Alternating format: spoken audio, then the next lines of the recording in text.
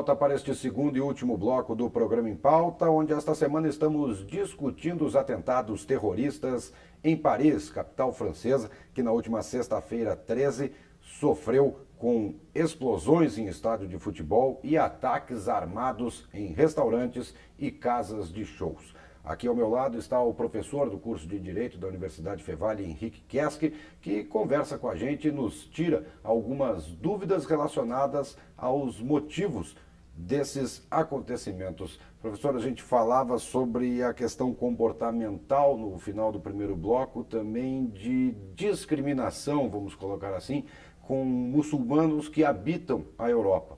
E devido a essa discriminação e a falta de inclusão deles na sociedade europeia, acabam sofrendo, sim, uma lavagem cerebral, vamos colocar assim, onde vem a possibilidade de se tornarem grandes heróis para uma parcela da população que crê nesse fundamentalismo islâmico, não digo fundamentalismo, mas nessa questão de se tornar mesmo um terrorista, que para eles passa a ser uma atividade de sucesso, uma atividade empreendedora, onde eles serão heróis ou mártires, como eles mesmos determinam. É uma lavagem cerebral, né? Porque nenhum ser humano em sã consciência vai amarrar bombas pelo corpo e se auto-explodir.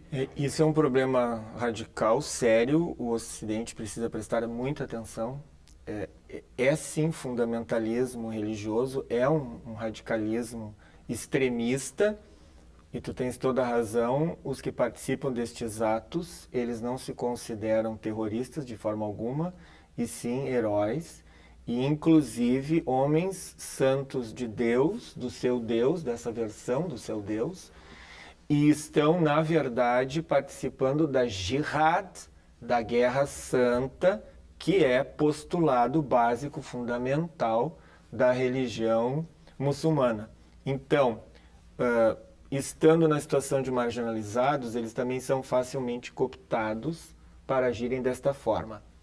Mas eu tenho ainda uma desconfiança séria que mesmo que não vivessem essa situação de marginalização, o fundamento religioso aí é muito grave, é muito perigoso, e ele poderia mesmo, em outras circunstâncias, produzir adeptos deste sistema de vida que quisessem combater e contrariar, digamos assim, o sistema de vida mais liberal da civilização ocidental, até mesmo, principalmente da civilização francesa.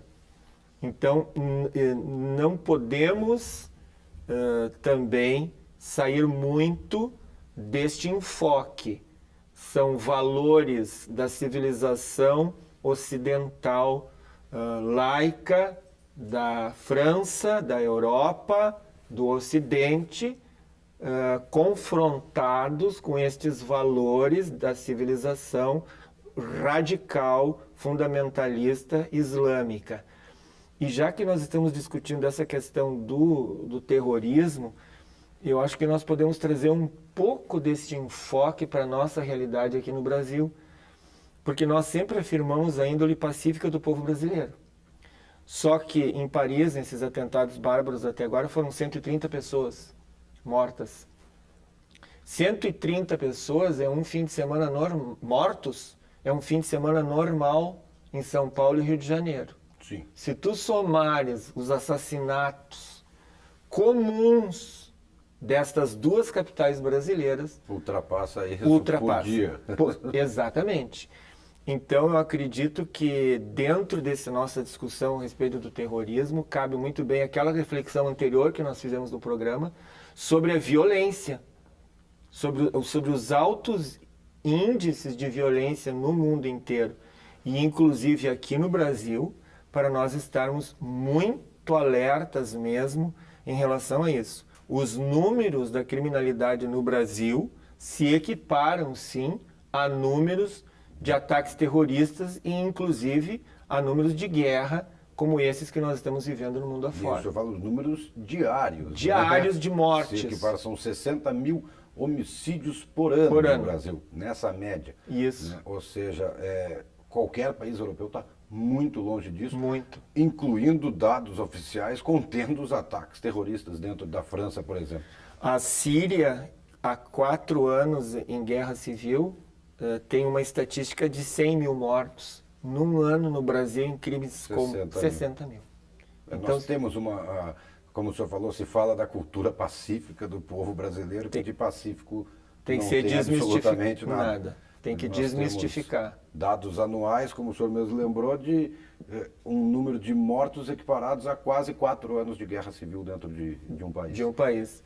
Outra coisa que eu queria abordar nesse contexto é que nós temos um problema sério pela frente em 2016, né, Bruno, que é a questão da Olimpíada. Autoridades públicas exatamente se pronunciaram nessa quinta-feira, afirmando que nós não estamos preparados para enfrentar situações de ataques terroristas e mais além, não estamos preparados para identificar possíveis ataques terroristas dentro do país durante as Olimpíadas. Exatamente, até porque o Brasil é um país multicultural e nós não temos mais um olhar de diferenciação que o europeu ainda tem. Porque os muçulmanos em Paris, os muçulmanos na Europa, são perfeitamente identificados. Porque fisicamente eles destoam da população. Nós não temos esse olhar no Brasil. Nós não vamos saber sequer distinguir, até porque nós temos uma quantidade enorme de imigrantes de toda a natureza, inclusive de todo o mundo árabe e islâmico aqui no Brasil, e nós não temos estruturas do Estado aptas a realmente fazer frente a esse problema. Vão estar reunidas, provavelmente nas Olimpíadas, 80 delegações do mundo inteiro. Então, realmente, nós temos um grave problema de segurança pública para enfrentar. Não é uma questão, digamos assim, diretamente focada no Brasil como Estado, até porque o Brasil apoiou sempre a formação do Estado palestino, assim como o Brasil também apoiou a formação do Estado de Israel lá na ONU em 1947. E apoia até conversas com os terroristas. Com os terroristas, sim. Houve uma certa aproximação com o governo do Irã, então não seria um ataque, eu acredito, contra o país, mas poderia ser contra as delegações estrangeiras no país. Como aconteceu nas Olimpíadas na Alemanha. Na Alemanha. Que atacaram, se não me engano, do Irã? Atacaram os judeus, a delegação judaica de Israel. Então, realmente, isto é um problema com o qual nós devemos nos preocupar. Voltando à situação da França, em termos de direito, o presidente francês recorre, então, para alterar a Constituição e transformar realmente as ações do Estado em ações de guerra. Agora, o problema se complexifica porque a Europa está recebendo esse fluxo migratório de novo. Ele vem da guerra civil da Síria, né? Ele vem dos que fogem dos ataques do Estado Islâmico pelo leste. Mas também nós temos que verificar essa onda migratória que atinge a Europa a partir do norte da África. Principalmente na Itália. Na Itália. Aquela travessia trágica, a tentativa de travessia trágica do Mediterrâneo que acaba na ilha de Lampedusa e na Itália. Marrocos para a Espanha também, porque é um estreito de Gibraltar que em meia hora de barco se atravessa. Então se chega muito, mas o governo francês, por exemplo, ele está se comportando de forma diferente. O francês, não, desculpe, o espanhol. Os marroquinos que conseguem adentrar, eles ganham pelo menos o visto de trabalho. Dentro da Espanha para poder trabalhar. E o problema da onda migratória, que é o problema grave, humanitário da Europa agora, também se reveste em função dos ataques terroristas, esse outro problema, ou seja, podem estar infiltrados e provavelmente estejam infiltrados estes agentes terroristas que vão ao Estado Islâmico e vão à Síria aprender técnicas de guerrilha, técnicas de guerra, voltam com um fluxo migratório perfeitamente disfarçados, entram nos países e se transformam em células terroristas dentro dos próprios países europeus. Porque geograficamente a Síria faz fronteira com a Turquia. Bem direto. E ali já está para dentro da Europa. Dentro da Europa. Então, realmente, as autoridades policiais da França, principalmente, e dos países europeus agora estão diante desse outro grave problema, que é tentar resolver o problema migratório e, ao mesmo tempo, separar o fugitivo de duas guerras civis, os fugitivos de uma situação terrível na África subsaariana, dos infiltrados terroristas, cuja função realmente é praticar estes atos bárbaros de violência. Na África do Norte também surgem células ligadas ao Estado Islâmico e à Al-Qaeda. A Al-Qaeda não foi eliminada do mapa do terror no mundo. Ela perdeu força, digamos Agora assim. sim, porque a mídia mundial está focada no Estado Islâmico. Mas existem, digamos assim, sucursais do Estado Islâmico e da própria Al-Qaeda agindo também na África subsaariana. Esta seria, Bruno, no meu entender, uma nova face da guerra. Uma guerra em que o inimigo é dissimulado. É oculto. É oculto dentro das próprias estruturas dos estados. E nós temos alguma coisa que, ou pelo menos me chamou muito a atenção nessa questão do Estado Islâmico, especificamente desde a criação do Estado Islâmico, que são cidadãos, por exemplo, que nunca tiveram ligação alguma com o fundamentalismo religioso, com o islamismo propriamente dito, e que estão se inscrevendo. Nós tivemos casos de britânicos, de famílias tradicionais inglesas, que abandonaram o emprego, que largaram universidades, os cursos que faziam, para ir aprender técnicas de guerrilha na Síria. Por que a população também se sente atraída por esse tipo de situação? A ponto de abandonar um emprego e ir querer virar um guerrilheiro? Acho que talvez na Europa a gente comece a ter o que se vive muito no Brasil, de falta de oportunidades devido a uma crise econômica que eles vêm enfrentando também, e isso tire o cidadão do rumo ou daquela busca diária de procura do emprego, de tentar melhorar de vida e vá logo para um lado extremista?